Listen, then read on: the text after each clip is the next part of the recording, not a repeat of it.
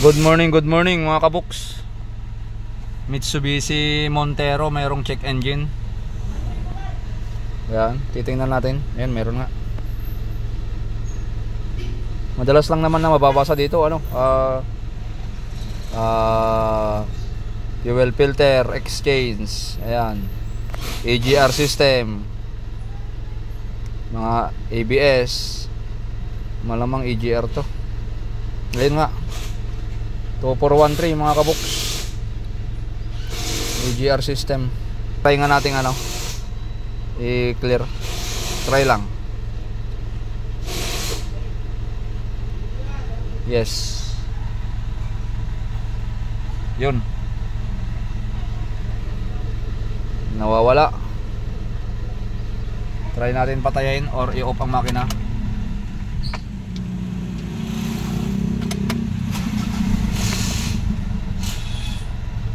Meron agad mga kabuks, bumabalik agad oh. Yan oh, yun pa rin. Napalinisan na yung EGR niya sir, di ba dati? Okay, nalinis ng EGR. So titingnan natin, i-actual natin, tanggalin natin yung EGR. Nakadalawang palit na eh. Ah, nakadalawang palit na rin pala ng EGR. Okay,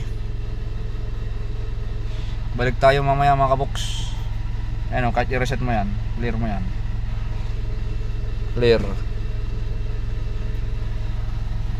mawawala.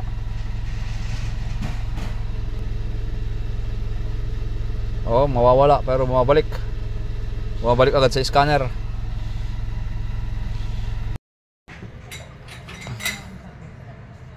Minsan napuputol to mga kabox, itong mga wire nya, kaya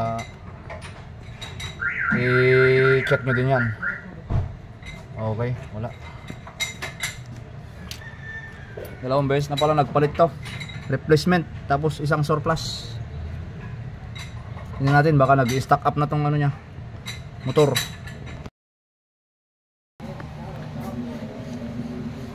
Bagong EGR na yan mga kabox.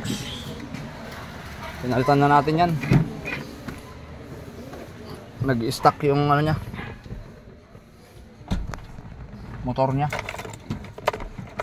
Tingnan natin.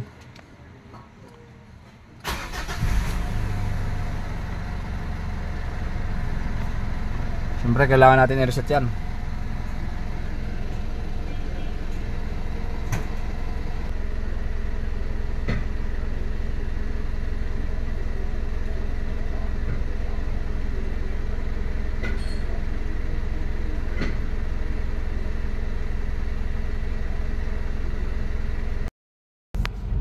Test drive tayo mga kabuks.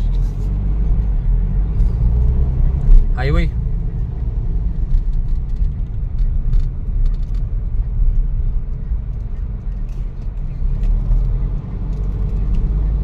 Kanina kasi kapag lumabas yung check engine tapos i-reset mo, kahit hindi mo pa patatakbuhin, babalik na yung code.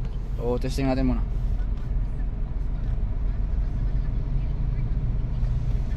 I-read natin ulit. Okay, no diagnostic code, trouble code. Mamaya pagdating natin, i-scan natin ulit mga kabox. Papatayin natin yung makina. Okay,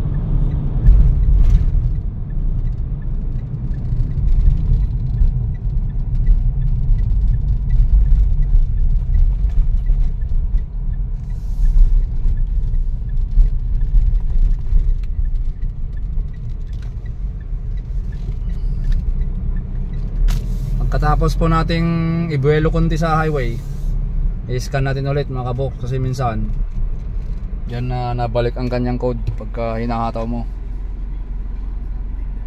Read natin ulit. Okay, No trouble code ulit. Okay mga kabox, testing na lang natin ulit mamaya pagdating natin sa pwesto. Mga kabox, andito na tayo. Off nga muna natin. Start. Yun.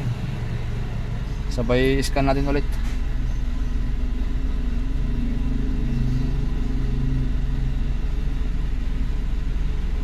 Okay mga kabox, nakita nyo naman wala nang bumabalik na code na EGR system.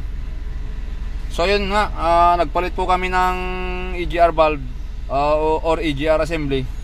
Dahil nasabi nga ni sir, una nagpalit na daw siya ng surplus, then replacement. Ganun pa din, lumalabas pa din yung code na EGR system. Tapos tinignan natin yung socket niya, okay naman, wala lang problema, walang putol. So nag-decide na po tayo na palitan ng EGR assembly mga kabox. So ito okay na. You know. Thank you. Bye bye.